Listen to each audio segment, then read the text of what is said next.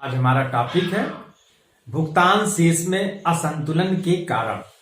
इसके पहले हम लोगों ने पढ़ा भुगतान शेष किसे कहा जाता है, भुगतान शेष की कौन कौन सी मदें हैं, भुगतान शेष और व्यापार शेष में क्या अंतर है, भुगतान शेष के जो असंतुलन है उसके कितने प्रकार होते हैं।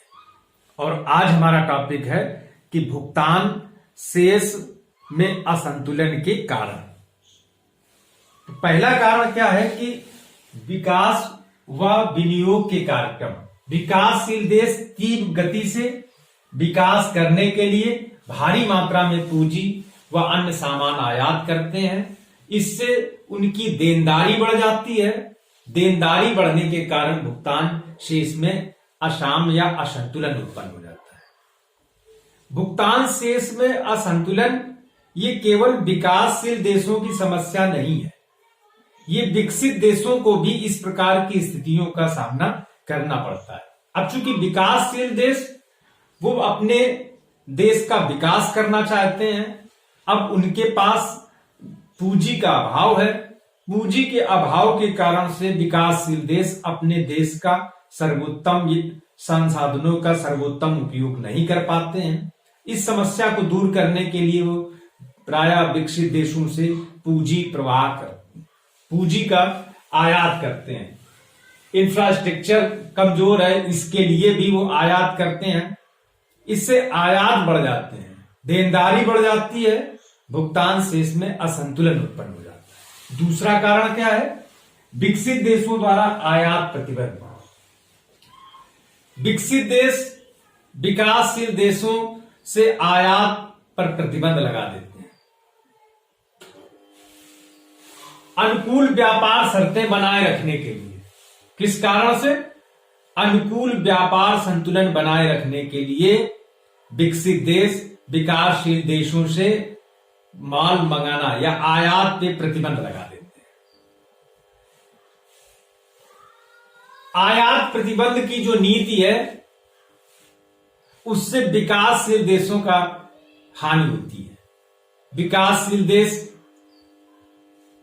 अपना जो माल निर्यात कर रहे हैं वो विकसित देश नहीं खरीद रहे हैं, और आयात में विकासशील देश कमी नहीं कर पाते हैं। निर्यात पे प्रतिबंध है, चूंकि विकसित देश उनके वस्तुओं का आयात पर प्रतिबंध लगा रखा है, अर्थात विकासशील देशों की ओर से जब देखेंगे तो उनका निर्यात कम होगा, आयात अधिक है, तो विकासशील देशों के साथ एक समस्या उत्पन्न हो जाती है कि उनके भुगतान शेष में असाम्य उत्पन्न हो जाता है, असंतुलन आ जाता है। और ये विकसित देशों के जो नीति अपनाई है आयात प्रतिबंध, और इसी कारण से विकासशील देश भी आयात प्रतिस्थापन की नीतियां अपनाते हैं। सभी देशों का एक ही लक्ष्य होता है कि देनदारी कम से कम, लेनदारी अधिक से अधिक। तो इस नीति के कारण से विकसित देश और विकासशील देश दोनों अपने आयातों को कम करने का प्रयास करते हैं, निर्यात को अधिक से अधिक बढ़ाने का प्रयास करते हैं।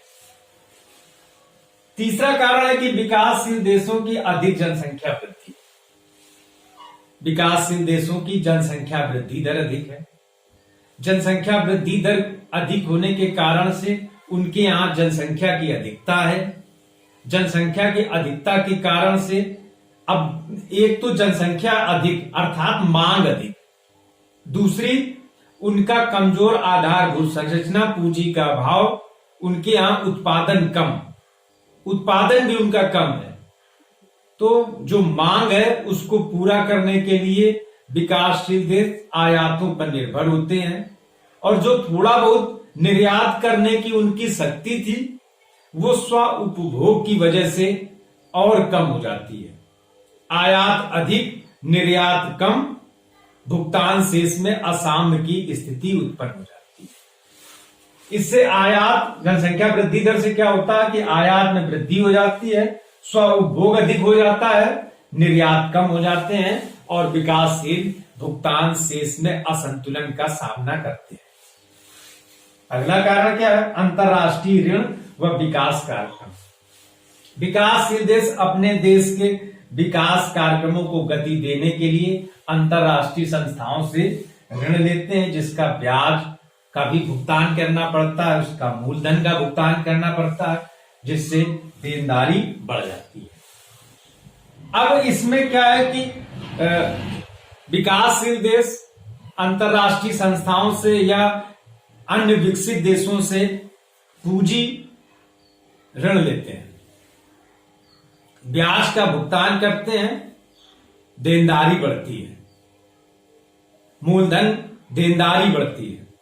तो इस प्रकार से लेनदारी कम है, देनदारी अधिक है, असाम्य की स्थिति उत्पन्न हो जाती है।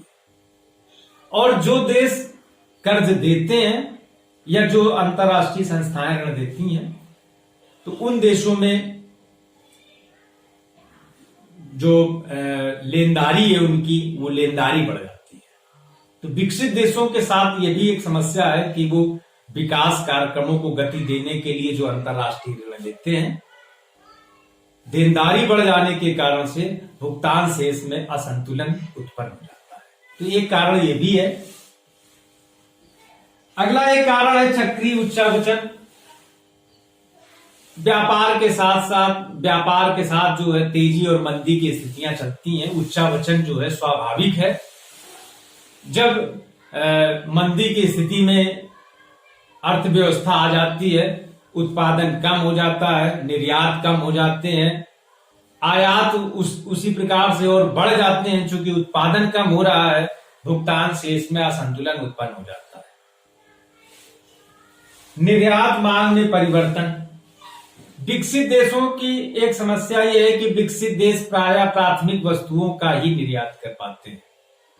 उनके पास पूंजी का अभाव है। पूंजी के अभाव के कारण से वो अपने कच्चे माल को फिनिश गुड्स में बदलने में सक्षम नहीं हो पाते हैं।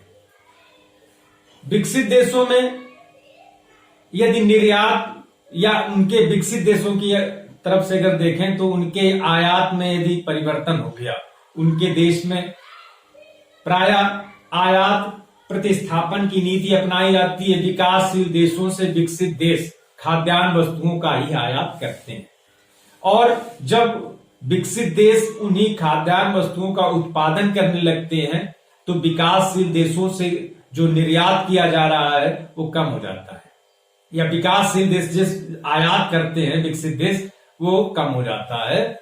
इस कमी के कारण से भी इनका निर्यात कम, विकासशील देशों का आयात अधिक, भुगतान शेष में असंतुलन उत्पन्न हो जाता है। अगला कारण क्या है? प्रदर्शन प्रभाव।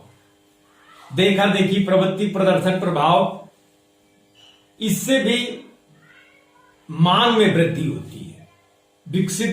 विकासशील देशों के जब नागरिक विकसित देशों के नागरिकों के संपर्क में आते हैं तो उनके जो विकसित देशों का रहन सहन है, उच्च उपभोग की अवस्था है, उसको अपनाने का प्रयास करते हैं, और इस प्रदर्शन प्रभाव के कारण से उनकी मांग बढ़ जाती है, विकासशील देशों का आयात बढ़ जाता है, भुगतान शेष में असंतुलन उत्पन्न हो जाता है। तो इस प्रकार से असंतुलन क्यों उत्पन्न होता है?